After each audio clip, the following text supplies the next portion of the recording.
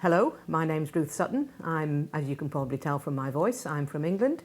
I've been working on assessment now in various roles and in various countries since 1982, which is a long time. And one of the things that we've had to rethink is planning. Because if we get the planning right, the assessment begins to look after itself.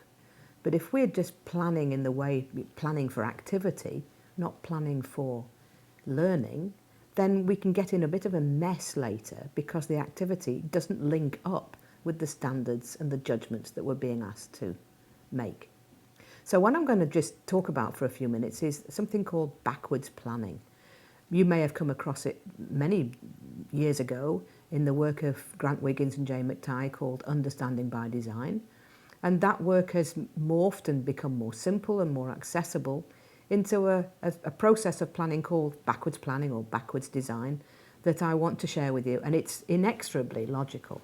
I mean, if you've got a logical frame of mind, you'll be in heaven at this point. But it does actually start at a different place. It starts by saying, this planning starts by saying, what are the things, the big things that we want our students to learn? What are the big ideas? What are the big goals in the learning? And in Alberta, I think they call them the big rocks. So where are the big rocks? What are they? Not the detail, the big ideas. And then you ask yourself, and this is quite difficult, and it's tough to have this as the first question on the list. So what would those big ideas look like in practice if they were being successfully learned? How do you move from the abstraction almost of a big idea into the very practical detail, concrete detail of a set of behaviours, learnings or evidences that students can show us to show that these big ideas have been learned? So that's your next question. First question, what are the big ideas? Second question, what evidence would we look for to tell us that these big ideas have been achieved? And what's the range of that evidence? And as we've been talking before, differentiation requires us to think in more broad terms about the access that all students can get to demonstrating those big ideas. So first question, big ideas. Second question, what would the evidence be? And you need to be as precise as possible, really, because otherwise it's a bit vague and a bit airy-fairy. You need a group of people, I think. I think backwards planning is always best done in a collaborative group of teachers because we need some brains on this issue. It's very tough for a person to struggle through this rather difficult thinking on their own. Some can, many can't. So here's our group of people thinking about the range of evidence that would show us satisfactorily that the learning that we want to see happen is actually happening. Next question is, okay, so what do we ask our students to do to generate this evidence? What assessment activities can we design? What things will we ask them to do and say and perform that will give us the evidence that we're looking for? And how, again, we make sure that at both ends of the achievement range, students have access and they have encouragement to go further if they need to.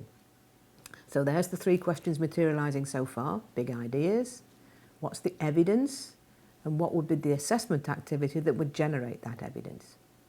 Fourth question is, okay, in order to learn and practice the things that we now want them to demonstrate and produce the evidence about, what would we need to teach? What needs to be taught and practiced so that the assessment activity is the outcome of that teaching and learning and which give us the evidence that we want to justify our judgments about the big ideas. Can you see how it works out logically? So the final question, of course, and in any teaching programme is, so what do our learners bring to this? What's the prior learning that will have relevance to our teaching activities and our expectations? And how do we set about finding out what students already know about what we're about to embark on? And that's the final question of the set. So the 5 questions would be, what's the big idea? What's the evidence that we would look for to show that big idea in practice? What assessment activities would generate that evidence?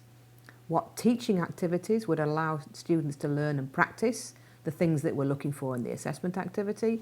And where does that learning actually start? How do we investigate the prior learning of students in this area? It follows logically backwards. And if you follow that plan, you end up with high quality evidence generated through well-designed assessment activities and preceded by all the teaching and practice and learning that students need in order to be successful. It's inexorable, undeniable, and it works, and it really is outlined in this resource that we're looking at now.